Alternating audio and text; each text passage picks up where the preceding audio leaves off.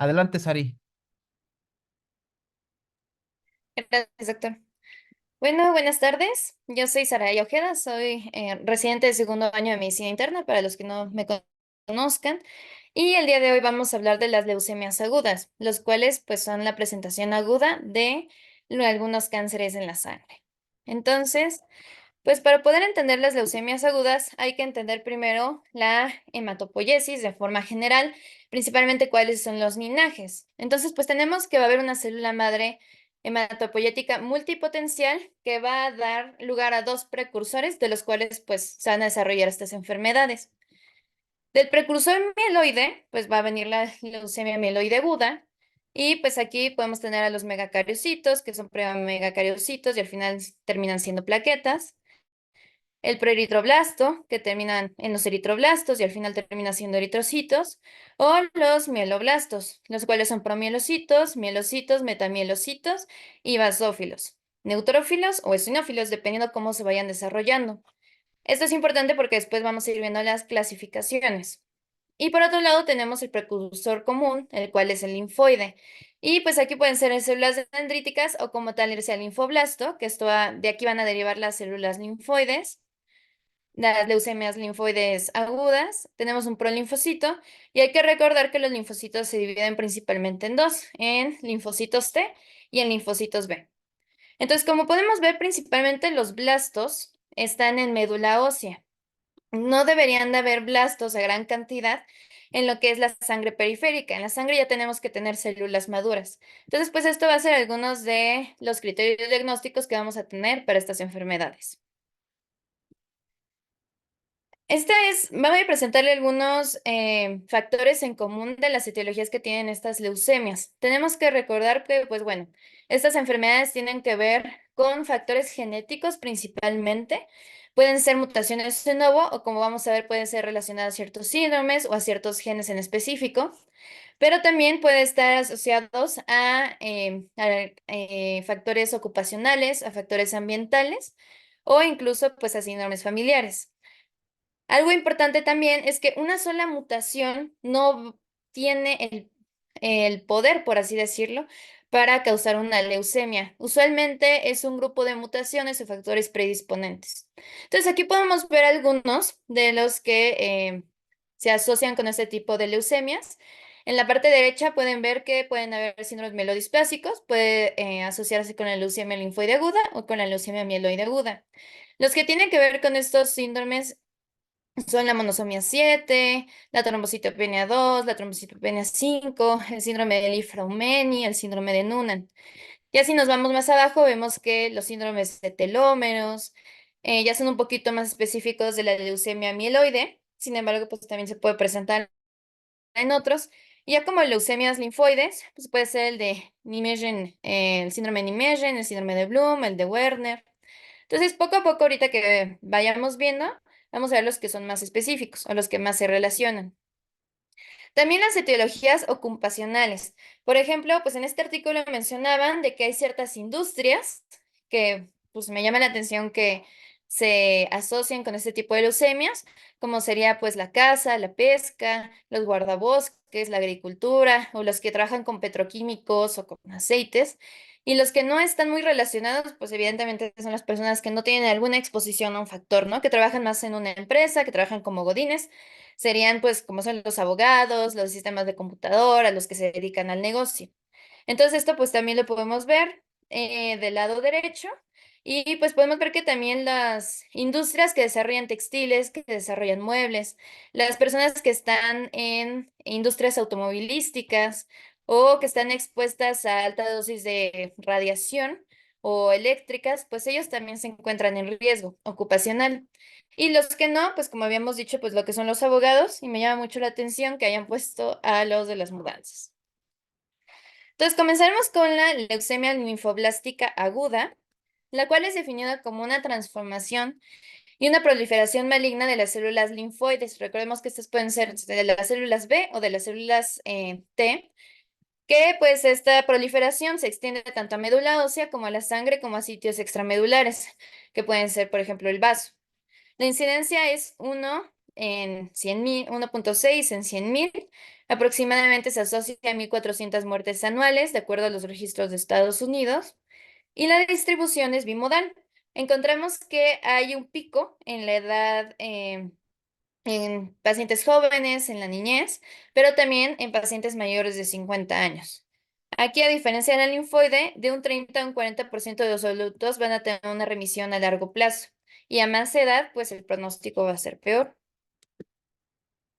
Entonces, aquí encontramos algunas de las características genéticas, y ahorita vamos a hablar cómo estas características genéticas desarrollan al final lo que son las leucemias. Pero pues encontramos algunos genes asociados a las células B y a las células T. El 75% de las leucemias van a ser del linaje B y solo un 15% de las células T. En células T, por ejemplo, encontramos del LOX, del cual vamos a hablar, el cual es muy relevante, el TAL1, y por ejemplo en las células B tenemos el BCR-ABL, que si recordamos nuestras clases de genética de pregrado, pues este es el cromosoma Filadelfia, pero también podemos encontrar rearreglos de MLL, que es una translocación 411 o 1119, 911 en el 10%, una hipodiploidía, que es menos de 45 cromosomas, o la hiperdiploidía, más de 50 cromosomas, también se ven implicadas. Entonces, ¿cómo es que estas alteraciones genéticas generan la leucemia? Pues podemos tener tres principales mecanismos. Una es que haya una expresión aberrante de protooncogenes. La segunda es que haya una translocación cromosomal, que esto crea una fusión de genes que modifican ciertas sinasas y factores de transcripción que van a promover el mal crecimiento de estas células, o la otra que también se ve relacionada es la hiperdiploidía. Entonces, como estas, pues como van a ir afectando, lo podemos ver en la siguiente imagen. Todas estas alteraciones genéticas de alguna manera van a alterar lo que es la autorrenovación, van a alterar el ciclo celular de modo de que la célula no va a entrar en apoptosis o que va a haber una mala diferenciación. También pueden afectar lo que es el crecimiento y que no, la célula no reaccione al mecanismo de retroalimentación para que pues esta no siga creciendo. Entonces, por ejemplo, aquí tenemos el ejemplo de las fusiones ML y TL-AML1. Entonces, pues aquí los genes se supone que no tienen que tener esta fusión, y aquí en rojito pues podemos ver que hay una fusión aberrante. Esto va a alterar lo que es la transcripción del gen OX y pues va a seguir alterando hasta que los genes implicados en la autorrenovación, en la proliferación o en la diferenciación se encuentren patológicos y pues esto va a crear un crecimiento anormal de este tipo de células. Entonces, algunas alteraciones genéticas específicas, por ejemplo, vamos a encontrar el BCR-ABL, el cromosoma Filadelfia, va a ser muy importante porque principalmente los pacientes que tienen esta alteración llegan a tener un mal pronóstico en general. Entonces, pues esto es una proteína sinasa específica de tirosina, pues por eso vamos a ver los quimioterapéuticos que van a ir contra la tirosina. Y pues, ¿por qué es importante el BCR-ABL? Porque en situaciones normales nos ayuda a la proliferación, a la supervivencia de la célula y a la autorrenovación. Y cuando este se ve afectado por alteraciones genéticas, pues todos estos tres mecanismos se ven alterados. O por otro lado, tenemos el PTPN11, que nos va a ayudar a los factores de crecimiento. Entonces, aquí tenemos lo que es el cromosoma de Filadelfia. Tenemos el cromosoma 9 y el cromosoma 22 con sus respectivos brazos. Y pues aquí justamente va a haber una translocación en el cromosoma 9 y el Q11, lo que al final va a crear la translocación 911 o Q34Q11. Y este va a ser el BCR-ABL. También vamos a ver que en el tratamiento va a ser muy importante si este cromosoma está positivo o no está positivo, porque eso va a depender la terapia. En esta imagen podemos ver cómo la incidencia del cromosoma Filadelfia pues va aumentando conforme aumenta la edad. Vemos que de 1 a 4 años pues casi la incidencia no es menor a 10 casos. Ya cuando llegamos a los 50, 60, ya la incidencia pues es prácticamente en más del 50%. Entonces, a mayor edad de diagnóstico, mayor probabilidad de que este gen esté mutado. Otro que había mencionado que principalmente es de células T son los genes OX. como vimos, pues ya vimos el TLAML1, que pues estos en situaciones normales nos ayudan a una hematopoiesis y a la capacidad de autorrenovación. Y el MLL, pues incrementa la función de autorrenovación también y pues el crecimiento de las células hematopoyéticas. Hay unas mutaciones que se llaman mutaciones cooperativas. En estos casos, por ejemplo, está el receptor FTL3, que este se ve afectado por rearreglos o hiperdiploidía y va a ocasionar un crecimiento normal de células leucémicas. Vamos a tener la vía del retinoblastoma, que también es un blanco terapéutico. Este, en situaciones normales, nos ayuda a suprimir lo que es el cáncer, lo que son los tumores. Sin embargo, si este se ve alterado, pues los tumores proliferan. ¿Y por qué? Porque este controla la entrada al ciclo celular y va a inhibir la proliferación celular. Esto también se ve afectado en células B y células T. Y por último es el TP53, que seguramente lo han escuchado. Este gen está relacionado con la apoptosis y pues lo puede modificar lo que es el daño al DNA o la hipoxia. Aquí hay un esquema de la vía del retinoblastoma y del P53. Entonces, pues podemos ver cómo están los genes implicados y las vías celulares, al final cómo hay una modificación de exones.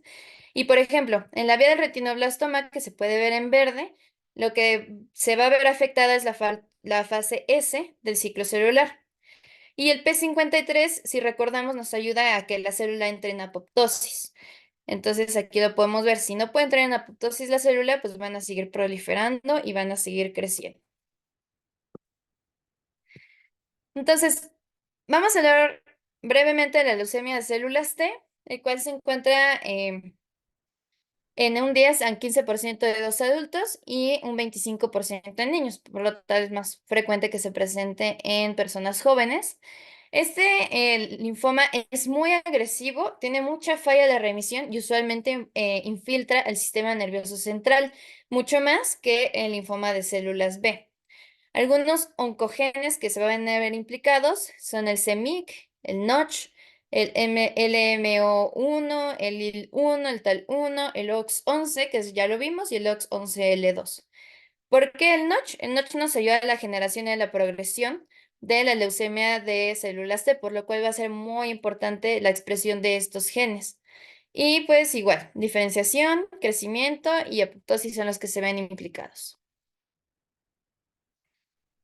Como habíamos mencionado, algunos factores de riesgo son ocupacionales o son post-tratamientos a radiación u otro tipo de quimioterapéuticos.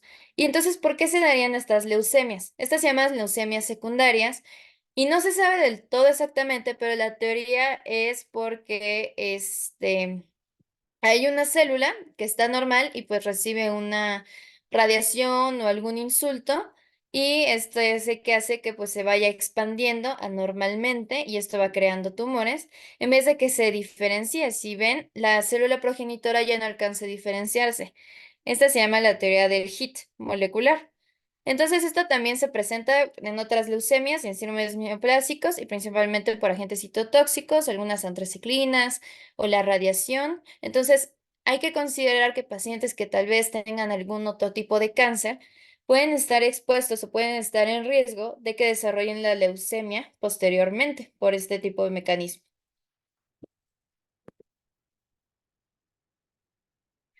Entonces, ¿cuál va a ser la presentación clínica? Si se ven afectadas las células progenitoras de la médula ósea, si se ven afectadas las células linfoides, pues vamos a ver algunos síntomas que van a estar relacionados pues lo que es a la falla medular. Entonces, si va a haber una falla medular, vamos a tener las tres líneas afectadas. Vamos a tener anemia, y en casos de anemia pues vamos a tener síntomas del síndrome anémico, lo que sería la fatiga, la palidez, la disnea. Podemos también encontrar pues lo que es la leucopenia. En la leucopenia pues estos pacientes están altamente predispuestos a infecciones. Entonces nosotros siempre tenemos que considerarlos como un factor de riesgo y tenemos que dar en ciertos casos que haya una neutropenia severa, pues hay que dar profilaxis con ciertos tratamientos. O por ejemplo podemos encontrar también algunos síntomas relacionados con la trombocitopenia. Pues aquí encontraríamos lo que son petequias, sangrados, diátesis hemorrágica. Entonces, pues primero tenemos los síntomas de falla medular. Ahora, también algo común es los síntomas B. Los síntomas B se refiere a síntomas constitucionales por estas,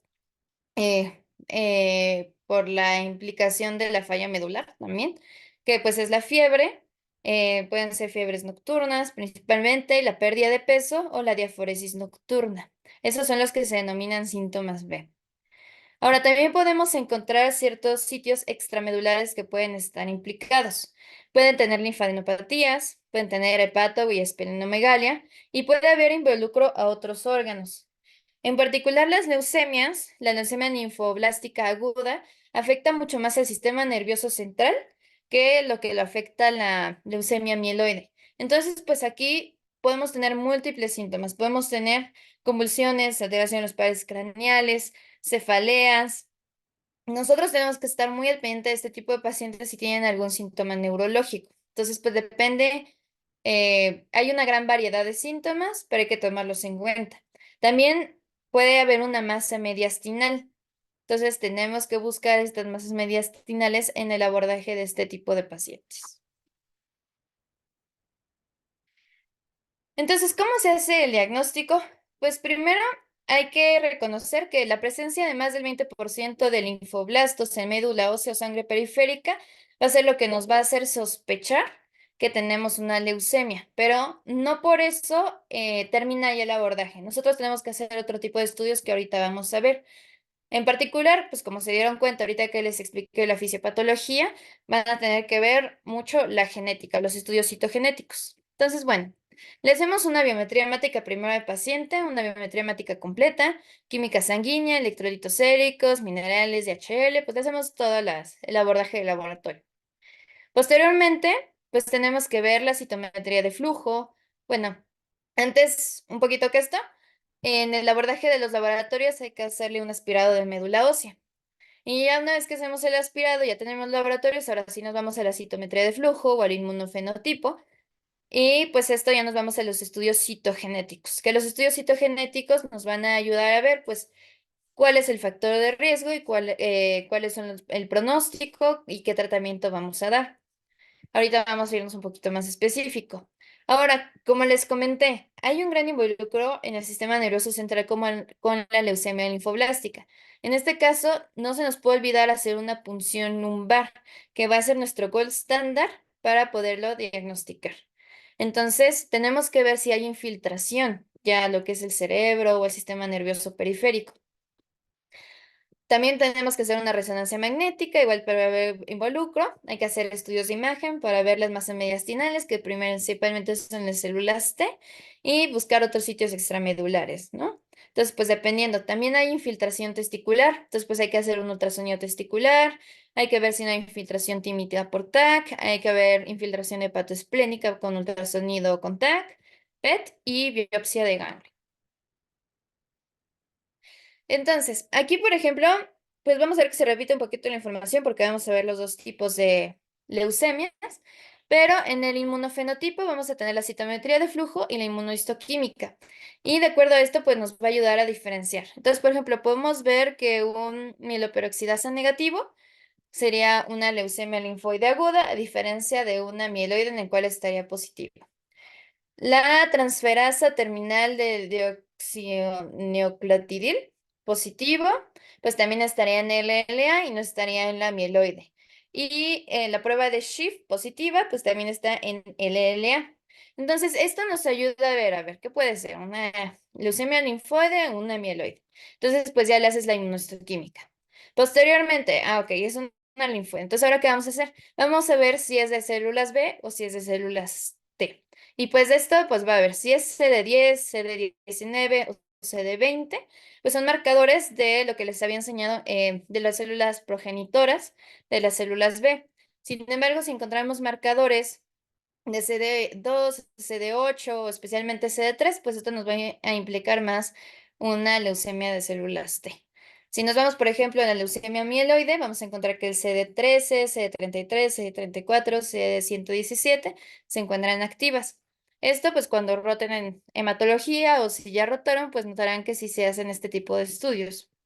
Y después de ahí, pues nos tenemos que ir a los estudios citogenéticos, porque ahora tenemos que ver qué tan buena va a responder a tratamiento de esta enfermedad. Entonces, pues como les comentaba, el cromosoma Filadelfia va a ser muy importante y también podemos encontrar la hiperdiploidía y se puede hacer esto por FISH, por cariotipo o por PCR. También podemos encontrar otras como son la ETB6, el T1221 o el FLT3 que se encuentra en la mieloide. Entonces, esos son los estudios que tenemos que realizar para hacer un buen diagnóstico y poderle darle nombre y apellido a nuestra leucemia. Ahora, con la aspirada de médula ósea hay ciertas clasificaciones de acuerdo a la morfología. La primera que se creó de la French American British Classification es la clasificación de la FAB, que fue aproximadamente en 1970.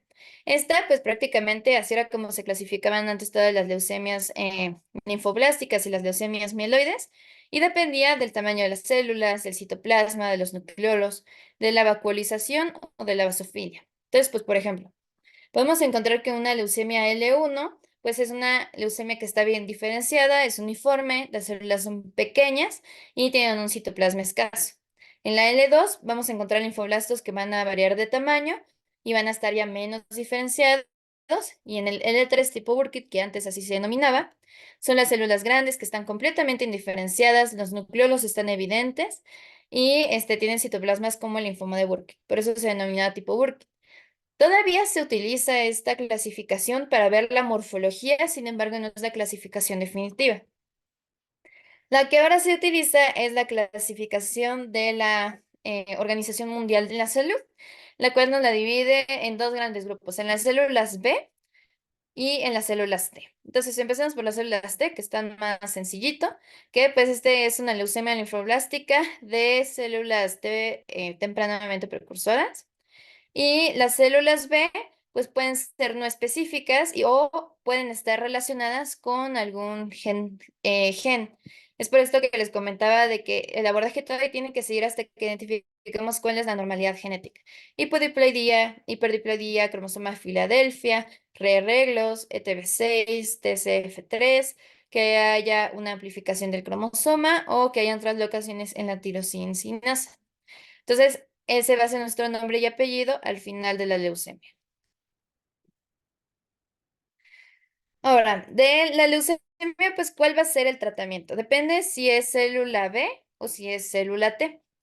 Entonces, podemos encontrar que el blinatumomab o el inotuzumab, pues, van a servir principalmente para las células B.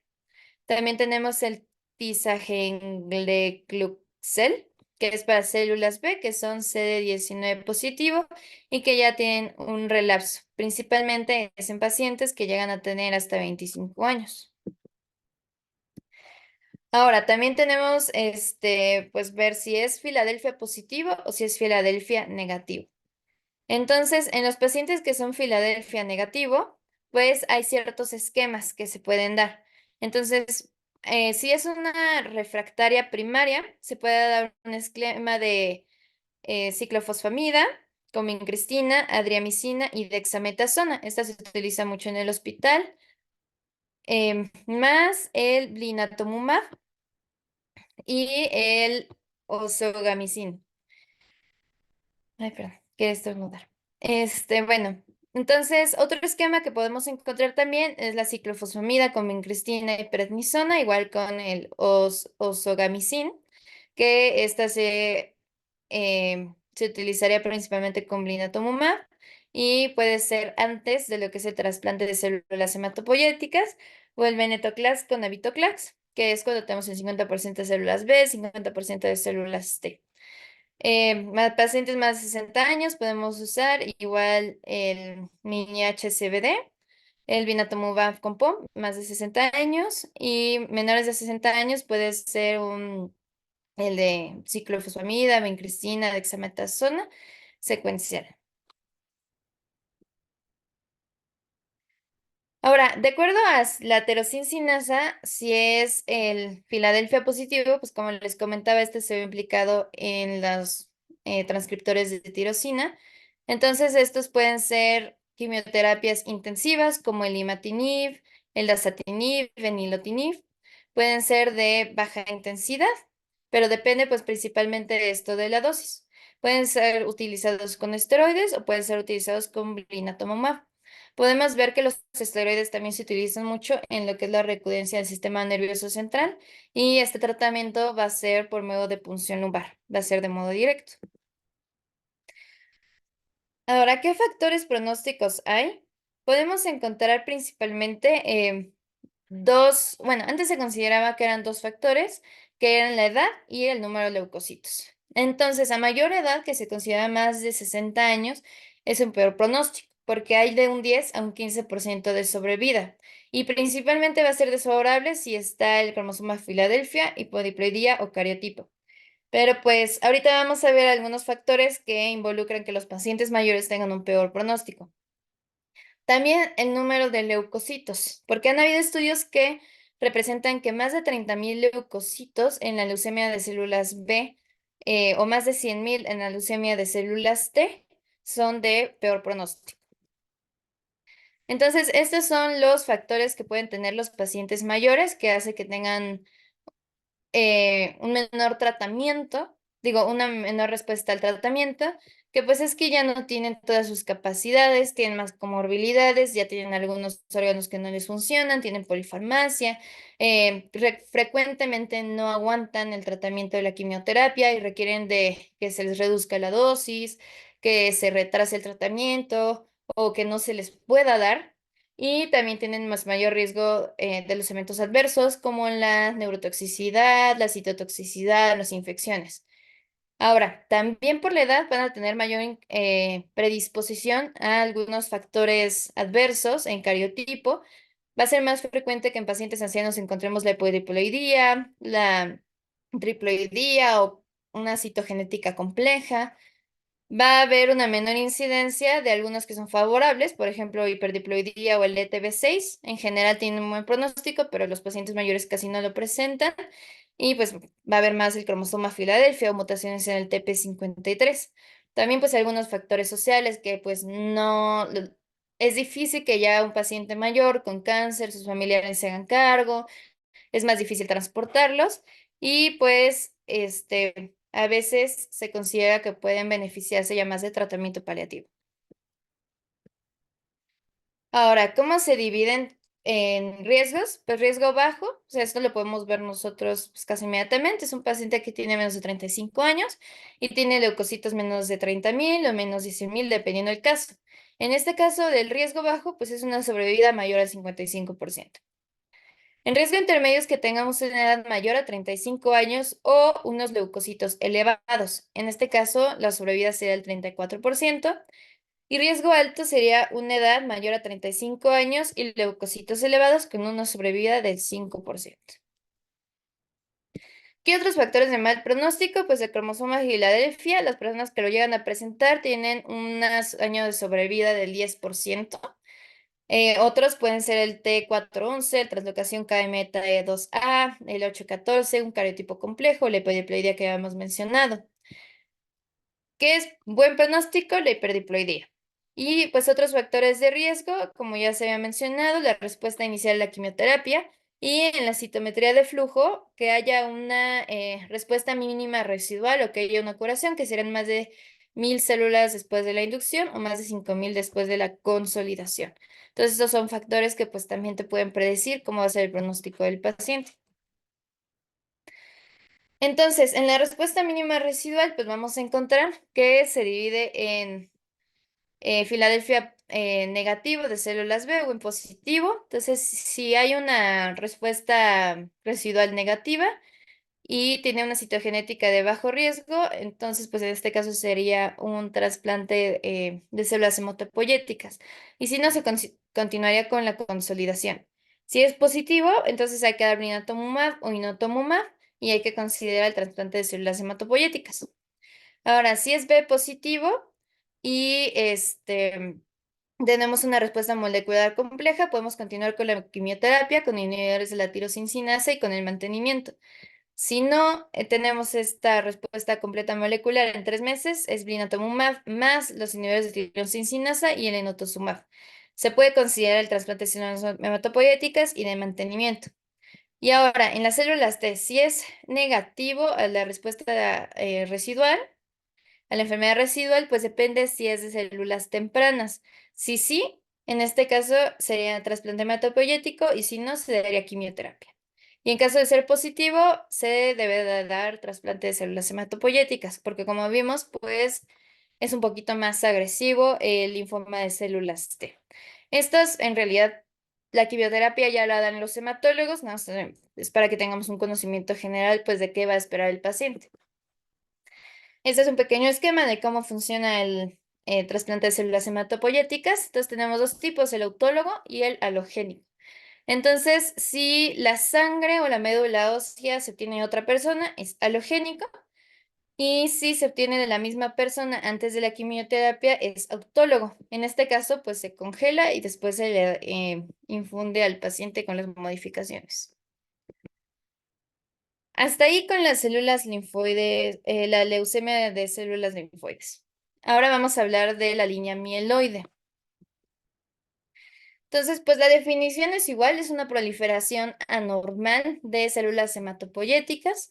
Los blastos vamos a ver que no va a ser más del 20%, en la nueva clasificación eso se modifica. La incidencia de las células mieloides agudas es de 4.11 por cada 100.000 habitantes. Es la segunda causa más común de leucemia. Ocasiona el 1.9% de las causas de las muertes por cáncer en general. Y esto principalmente se presenta en adultos de mediana edad y más de 2/3 en pacientes mayores de 50 años, con una edad promedio de 68 años. Y la sobrevida en 5 años es del 21%. La realidad es que igual, entre mayor sea el paciente, peor pronóstico.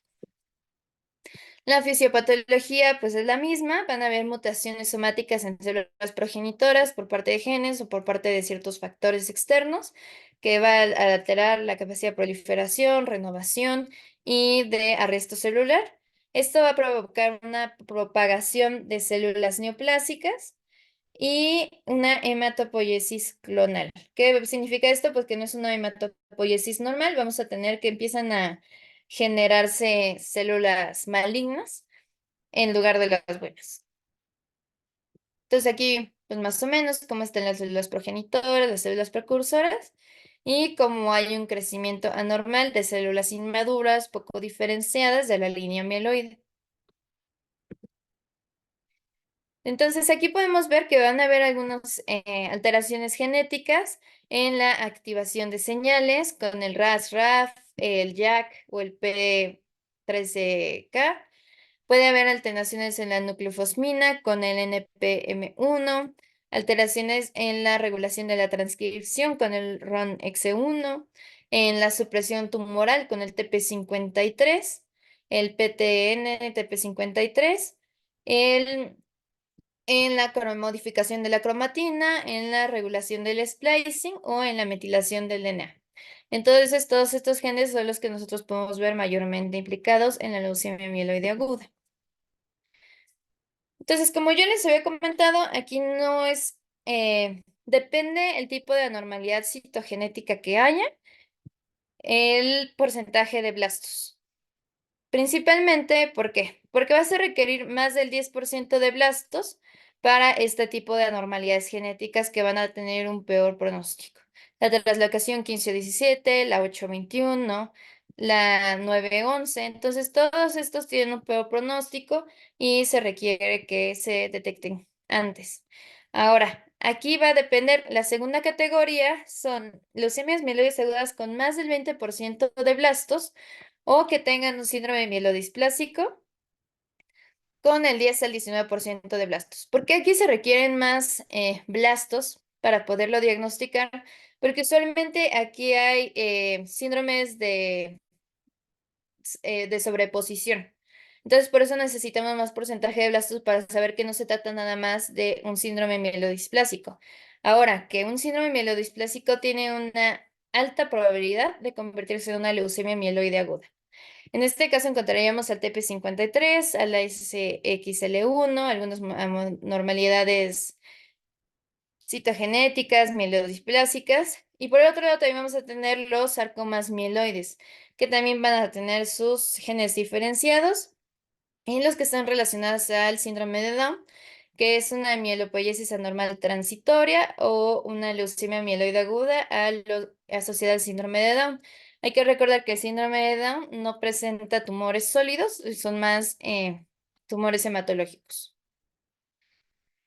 Entonces, esta es una clasificación jerárquica que yo creo que orienta muy bien a cómo se tiene que hacer el diagnóstico poco a poco. Entonces, principalmente aquí nos vamos a enfocar en esta segunda categoría, en la que es del 10 al 19% de blastos, no en la primera. Entonces, aquí pues encontramos que más de un 10% de células mieloides equivalentes en célula sangre periférica o en médula ósea. Entonces, encontramos que sí hay una genética relacionada con una leucemia mieloide. Entonces, aquí, si sí lo tiene, pues entonces es una leucemia mieloide con una normalidad genética. Si no lo tiene, vamos a buscar el TP53. Entonces, si tiene del 10 al 19% de blastos, pues puede ser una síndrome mielodisplásico con leucemia mieloide con TP53. Si tiene más del 20%, pues no es un síndrome mielodisplásico, ya es una leucemia mieloide. Ahora, si tiene todos estos genes mutados, el ASXL1, el SATG2, entonces pues depende. Si lo tiene, del 10 al 19% de blastos, igual, son mutaciones genéticas relacionadas al síndrome mielodisplásico, y si no, ya es una leucemia mieloide aguda con anormalidades genéticas. No lo tiene. Hay que buscar estos cariotipos complejos, hay que buscar las tres locaciones, no solamente un gen. Y vamos a hacer lo mismo. Si está del 10 al 19%, está una leucemia mieloide asociada a un síndrome mielodisplásico, y si no, solo es la leucemia mieloide. Ahora, no lo tiene, no se asoció a ningún otro factor genético de los anteriormente mencionados, entonces sería uno no específico. Ahora, algo que se considera un calificador diagnóstico son los relacionados a terapias, que es lo que ya hemos mencionado previamente, que estos tumores pues generan leucemias secundarias, principalmente lo que sería la radiación y las antraciclinas. Entonces esto pues también es parte del diagnóstico, que esté relacionado a un síndrome mielodisplásico previamente o una predisposición en la línea germinal, que esto tiene que ver con la familia. Entonces vamos a encontrar que la predisposición en la línea germinal del 10 al 15% de las leucemias mieloides agudas se encuentran asociadas a síndromes familiares. Ya se mencionaron algunos, pero ya yéndonos más a lo que son las leucemias mieloides, pueden ser el síndrome de Li-Fraumeni, puede ser algunas predisposiciones con alteraciones genéticas, una neutropenia severa congénita, un síndrome de Diamond, una neurofibromatosis tipo 1, un síndrome de Lynch. Entonces, cuando nosotros veamos este tipo de síndromes cancerígenos o genéticos en los pacientes, tenemos que descartar una leucemia. Y no solamente en el paciente, sino en el resto de sus familiares. Por ejemplo, las alteraciones en el BRCA1 y BRCA2 también se ven implicadas. Aquí también está la clasificación de la FAB. Aquí igual se clasifica de acuerdo a la morfología, pero resumido, el M0 es una leucemia mieloide mínimamente diferenciada, M1 sin maduración, M2 con maduración, M3 la promielocítica, M4 la mielomonocítica, M4EO es una mielomonocítica con eosinofilia, M5A es una leucemia monocítica poco diferenciada, M5B es una bien diferenciada, M6 eritroleucemia y M7 es una megacariocítica. Entonces, para que ustedes entendieran esta clasificación, por eso quería recordarles cómo es el desarrollo normal de las células hematopoyéticas. Entonces, la clínica pues también se va a deber a la falla medular, también podemos encontrar anemia, leucopenia, trombocitopenia y pues las infecciones, los sangrados que se asocian. Vamos a tener los síntomas B, la fatiga, la fiebre, la pérdida de peso. Puede haber infiltración leucémica extramedular. Esta principalmente, y esto es más característico de la leucemia mieloide a diferencia de la linfoide, es la infiltración a encías, a piel y a otros tejidos, como ahorita les voy a enseñar, y a meninges. La linfadenopatía es rara, pero la esplenomegalia se puede encontrar hasta en un 50%, y a diferencia de la leucemia linfoide, esta casi no infiltra el sistema nervioso central, en realidad solo un 5%. Pero pues sí tenemos que estar pendientes de si el paciente desarrolla síntomas neurológicos. Y por la leucocitosis, las complicaciones como el síndrome de lisis tumoral, la diátesis, el aumento de frecuencia de CID y bueno, la infiltración que ya se había mencionado. Esta infiltración en encías o a la piel, pues se pueden ver como en estas imágenes. También la diátesis hemorrágica en la primera imagen con infiltración en encías. Los estudios diagnósticos pues son iguales, nada más que sí tenemos que poner muchísima atención a lo que son los factores sociales, demográficos y familiares. Igual se hace la biometría hemática, se hace el aspirado de médula ósea, normal y contrafina, se hace el inmunofenotipo y se hace la citometría de flujo y la PCR para ver la respuesta mínima residual. Entonces, pues ya habíamos visto que primero pues hay que ver si es linaje linfoide o linaje mieloide. Entonces, en este caso que nos interesa es el mieloide, vamos a repasar que es el MPO, el CD13, CD33, el CD45, y luego hay que ver qué subtipo de enfermedad mieloide es. Entonces, pues también tenemos que hacer los estudios citogenéticos. En este caso vamos a encontrar los genes más asociados a la leucemia mieloide y pues aquí nos dan un extra de cuánto tiempo tenemos que tener los resultados, 5 a 7 días. Yo desconozco si en este hospital la verdad sí se hacen dentro del tiempo estimado. Pero pues hay que recordar que también hay que descartar que el paciente no tenga alguna infección viral como VIH, citomegalovirus, virus de la hepatitis A, B o C. Hay que descartar que la paciente no esté embarazada en caso de que pues haya que darle tratamiento. Hay que ver cómo está hay que ver cómo está del ECOG, su capacidad funcional.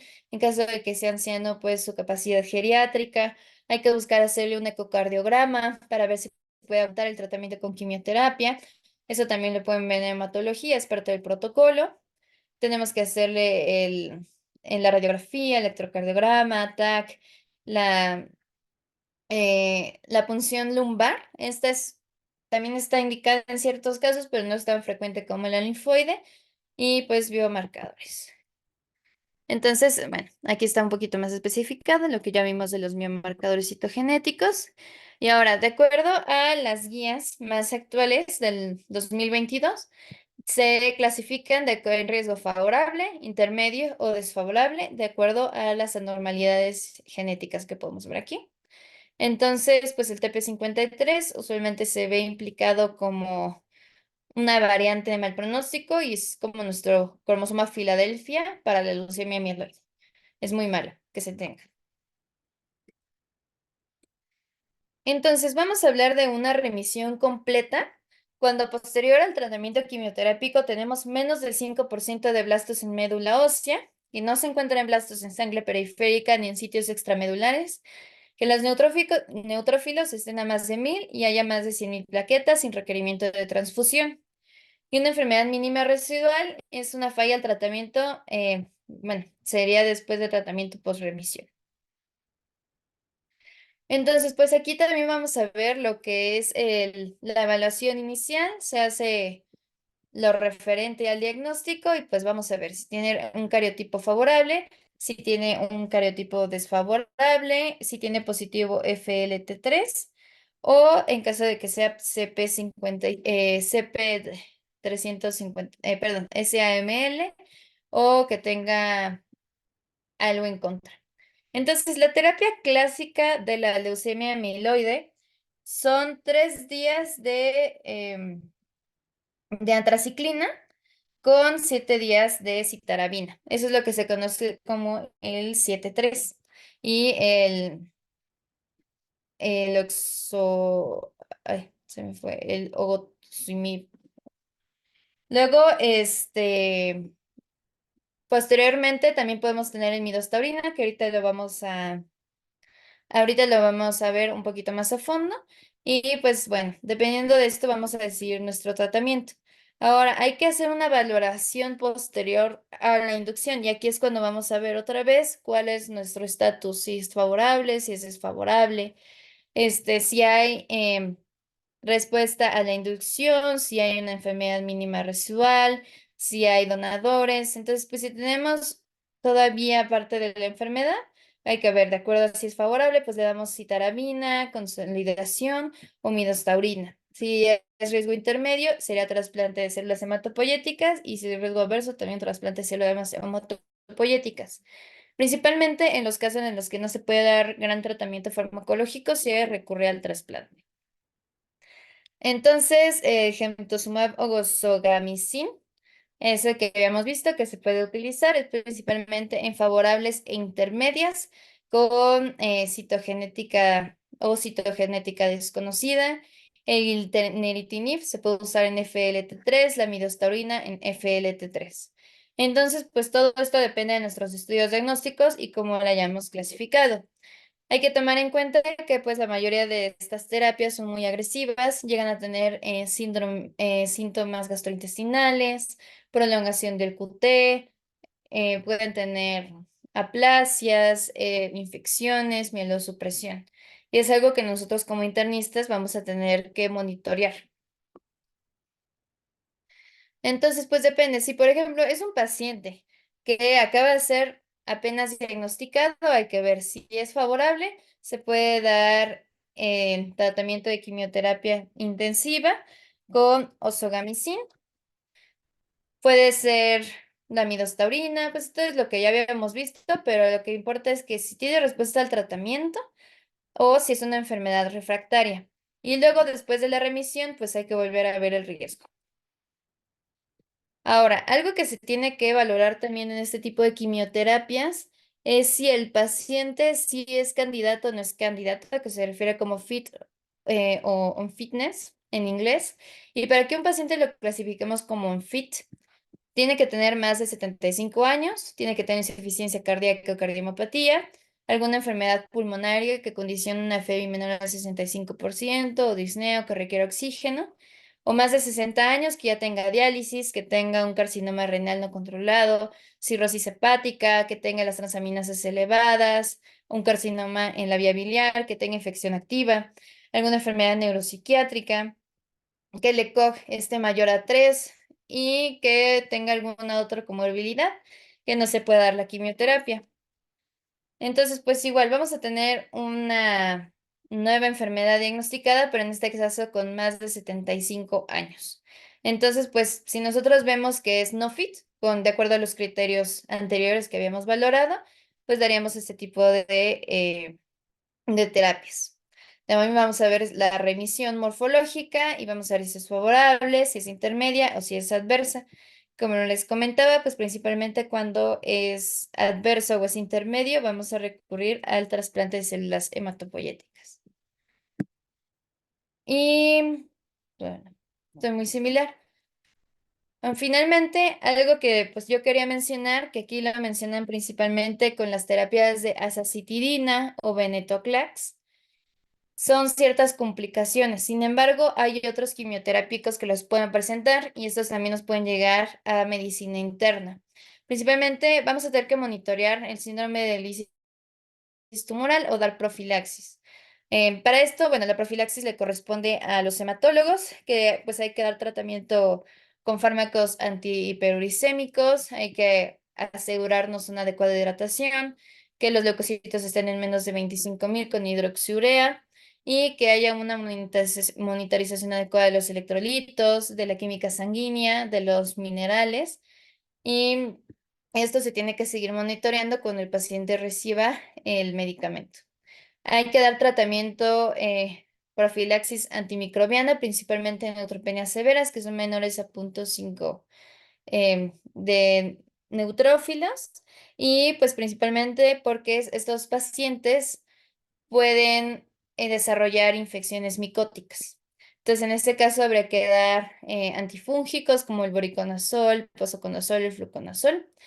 O, por ejemplo, también las citopenias. Entonces, pues en este caso hay que anticipar si el paciente va a necesitar transfusión antes de la inducción, no se puede dar cuando hay citopenias severas, entonces los pacientes que tienen citopenias severas tienen que esperar un poquito más, o hay que usar algunos fármacos estimuladores de colonias.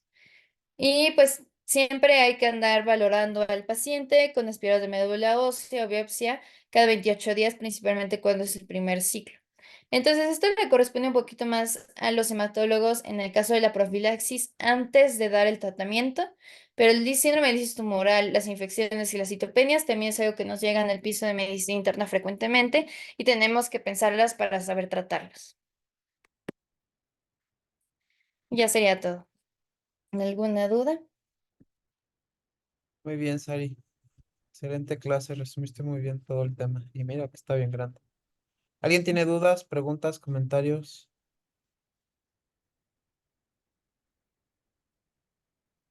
¿No? ¿Todo claro? No sé que me están estudiando.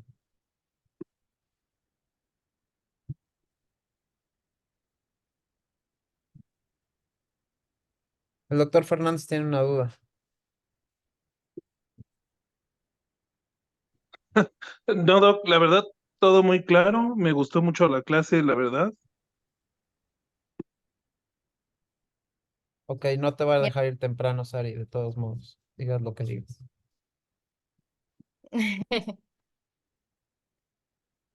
Quisiera. Bien. ¿Nadie tiene ninguna duda?